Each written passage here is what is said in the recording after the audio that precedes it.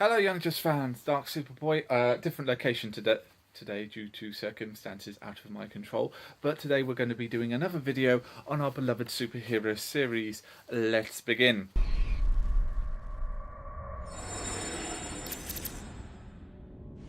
Okay, so we've got the new synopsises for episodes 4, 5, and 6, and we've also got the images from said episode. So we're going to take a quick breakdown of those and see what we've got. Okay, so let's do a quick breakdown of the episode's titles and their synopsises. Episode 4, Private Security. While Jefferson, Connor, and Artemis find homes for Markovian strays, Dick Grayson assembles a new squad and hits the road, but may not survive the trip. Don't know who these new squad members are. I'm really interested in that now. Episode 5, Away Mission. A distant conflict sends the team on an away mission while the Happy Harbour gang decides what to do with Brion Markov and Halo. That's obviously going to feature the training footage that I've speculated before and the away mission. So storyline IA is going to be the off-world, storyline B is going to be the training most likely. Episode 6, Rescue Op. Brion Markov is determined to rescue his missing sister, even if it means throwing down against the entire League of Shadows. That's a conflict of interest, because we don't know whether or not he's going to follow up the heroes never kill anyone situation, because he's not a hero at the moment. He's just a guy with superpowers.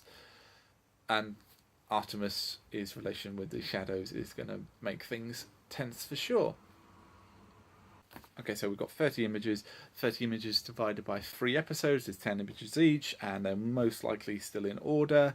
I don't know if they're going to be in order in regards to the episode themselves, but we'll have a look through. Okay, I'm not going to do all of them for obvious reasons, but I'm just going to highlight some of the ones I think are important. Okay, first things first, we've got Connor and his bike. He's still loving his bike, and with Thea and Brion in the house, or outside their house at Happy Harbour, which brings up the curious question of how come nobody's noticing the giant wolf that's probably walking around and the flying motorcycle and giant sphere that is around their house. I mean, maybe it's because they've done a they've done a Kent kind of situation and really removed themselves from the villages and town, and therefore they aren't seen as often, or maybe Miss Martian's got a psychic block on people from noticing. But have we seen from the images in the Young Justice Outsiders comics, it still doesn't block out cameras and CCTV. So if somebody took an image of that, then it's out there on the public. So I'd love to see how that's explained. We've got Brick coming back with his gang, probably tracking down Nightwing, and if that's all he's got, it's not enough to take down Nightwing, so good luck there. We've got Artemis and Halo with Dr. Fate. I'm guessing this is going to be Artemis is trying to find a safe place for Halo, and it will be simply as Artemis thinks Dr. Fate might be a good trainer for Halo's abilities, but Dr. Fate probably isn't going to accept that because Halo's is metaphysical from his metagenes and not magical in that regard. Also, it's going to be an ample opportunity to see if there's any hints of whether or not Halo is still what side Halo's on, because as we know, Halo let in the assassins, albeit apprehensively, to kill the Markovian family, but she did wake up being buried alive by the people that she might have been helping. Maybe she was being blackmailed into doing it, in which case the situation of the blackmail information is still out there. But that brings a good point to season 1, where, I don't know, maybe the team will discuss they've been in that situation before and help her. We've got a straight lead off from the ending of episode 3, where the team is still in Markovia.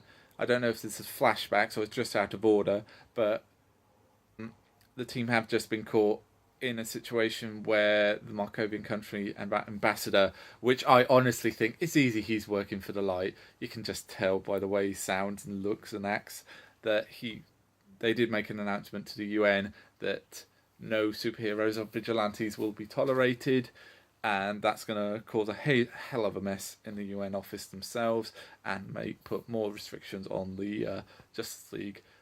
Most likely, the King's probably going to try and slack it off a bit to give them a bit of leeway, but obviously, once you've seen that footage, you can't take it back.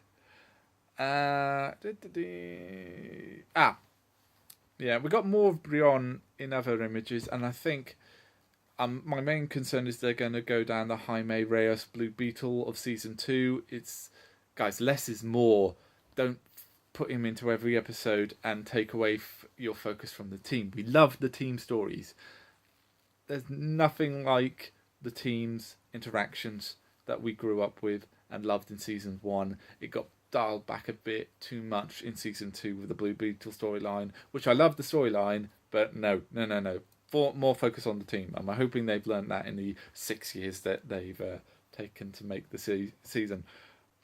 Yeah, so I'm hoping he doesn't become a full aspect. I mean, yes, if he's interacting with the characters a lot more, I'd enjoy that, but dial it back a bit.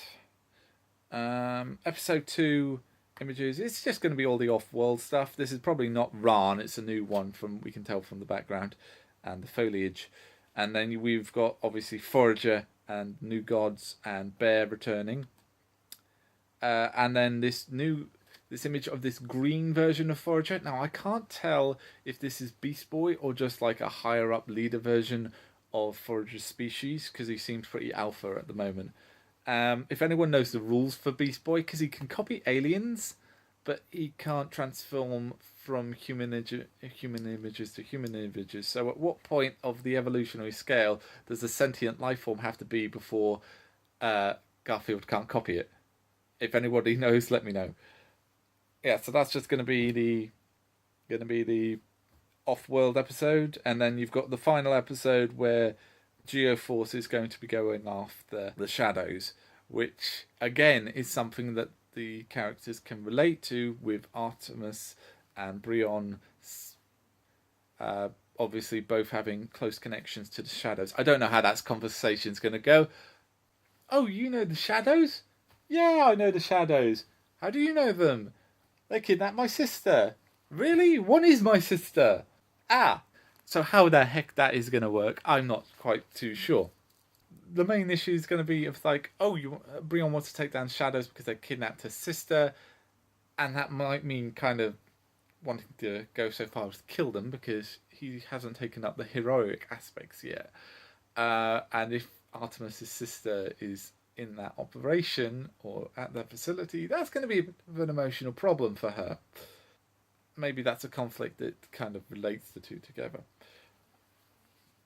And then finally, the final image that I would like to bring up is Wolf waking up in the middle of the night, which I predict to be continuing on from that image we've seen of Wolf attacking someone in the Connor and Megan's home, which, as we are more mature, and he is a dog, I love him, he's adorable.